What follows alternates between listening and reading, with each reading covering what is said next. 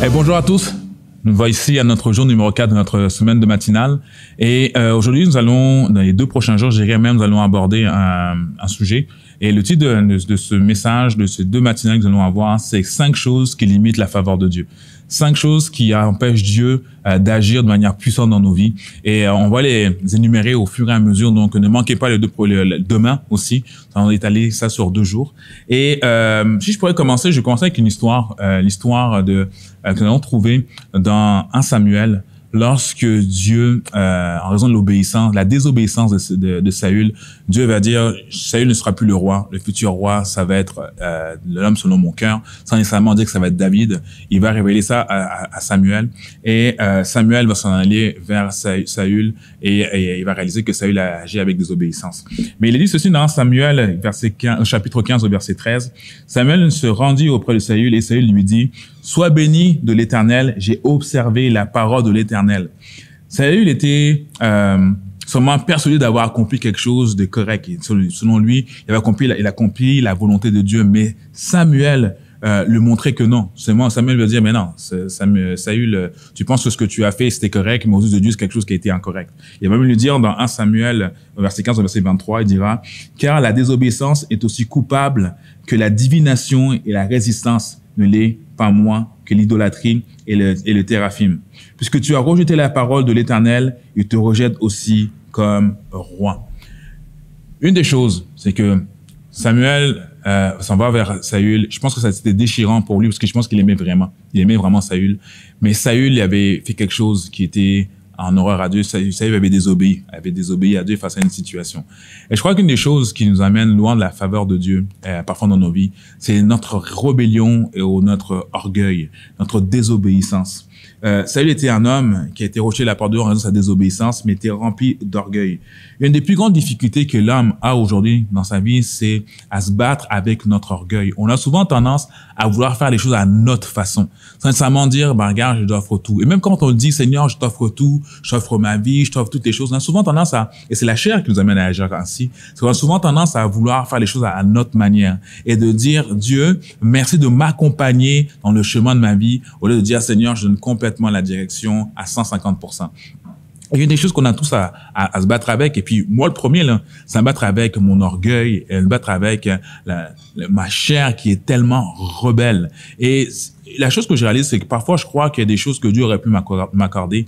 J'ai manqué la faveur de Dieu parce que j'étais rebelle. Mon cœur a été dur. Et Dieu, ce qu'il veut, c'est qu'il veut que nous puissions avoir un cœur qui est malléable et avoir un cœur comme le cœur de David. David était appelé l'homme sur le cœur de Dieu parce qu'il avait un cœur. David n'était pas parfait, là. David était un homme qui avait des moments, il y avait des choses qu'il avait faites, il s'était même rebellé. David avait désobéi à Dieu. David avait même tué, quand on regarde dans la suite des textes, David avait tué Uri, qui était le mari de Bathsheba. David avait commis un acte qui était irrépréhensible. Mais une chose que Dieu a aimé dans la vie de David, c'est que lorsqu'il regardait à David, il trouvait un homme qui était capable de pouvoir se repentir, qui était un homme qui était capable de pouvoir se soumettre à Dieu, à dire, Père, tu sais quoi, à dire à Dieu, tu sais quoi, j'ai mal agi, voici dans quel état est mon âme, voici dans quel état est ma chair, viens à mon secours. Et souvent, on n'a pas tendance à le faire. Et Dieu veut nous appeler, et Dieu veut t'appeler aujourd'hui. Peut-être que ton cœur s'est endurci dans les derniers mois, ton cœur s'est endurci dans les dernières années en raison de différentes situations que tu as vécues, que je veux pas minimiser, loin de là ma pensée. Mais ce que Dieu veut, c'est que il peut se retrouver en toi un cœur de chair et non pas un cœur de pierre, un cœur qui va être tendre devant lui, un homme ou une femme qui va dire, Seigneur, je réalise ce que j'ai fait, je veux pas être rebelle envers toi, je veux pas me morfler d'orgueil et penser que tout ce que j'ai aujourd'hui c'est grâce à moi, mais dire que tout ce que j'ai c'est grâce à toi.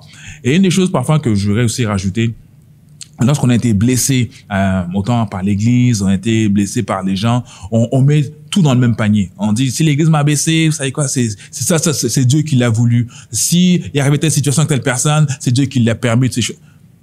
Plusieurs fois, je l'ai entendu, et même parfois moi-même, je l'ai dit, là. Mais la chose qu'il faut réaliser dans ça, c'est que ça nous fait juste nous rappeler une chose, c'est que nous pensons meilleurs que d'autres. Nous pensons même meilleurs que Dieu. Si Dieu a fait cette chose-là, moi, je l'aurais fait de façon différente. Dieu nous ramène une chose. Première affaire, c'est qu'il est souverain. Il règne au-dessus de toute chose. Il n'y a rien qui est au-dessus de lui. Tu peux avoir les plus grosses stratégies de ta vie, tu peux avoir la plus belle structure dans ta vie. Quand la structure s'écroule et quand tes stratégies tombent à l'eau, il y a un Dieu qui lui demeure et il ne bouge pas. La Bible dit une chose, il connaît aucune onde de variation, il demeure le même. Si Dieu t'a aimé en premier, si Dieu t'a aimé, il ne sera jamais t'aimer. Et si Dieu fait des choses, parfois c'est pour t'apprendre des choses. Mais ce que nous devons faire, nous enorgueillir, c'est de quoi? C'est de nous soumettre à lui, dire Seigneur, regarde, je connais pas la suite, je connais pas le futur, mais c'est une chose que je dois faire aujourd'hui, c'est de ne pas être en ennemi de la croix. Je vais pas marcher contre ce que tu désires, mais je vais marcher avec ce que toi tu veux dans ma vie. Et je vais finir avec un mot de prière et je vais encourager les personnes qui en ce moment se battent avec des choses dans leur vie à revenir à Dieu avec un cœur rempli d'humilité, un cœur rempli d'amour, car c'est ainsi que vous allez pouvoir avoir la faveur de Dieu sur votre vie. Seigneur, je viens à toi aujourd'hui et je prie pour ta faveur sur nos vies. Seigneur, c'est un mot qu'on entend tellement peu parler aujourd'hui, d'aller chercher la faveur de Dieu, parce que avec tout ce qu'on vit en ce moment, on a tendance à dire, je veux reprendre ma vie en main. Je veux pas laisser personne diriger ma vie.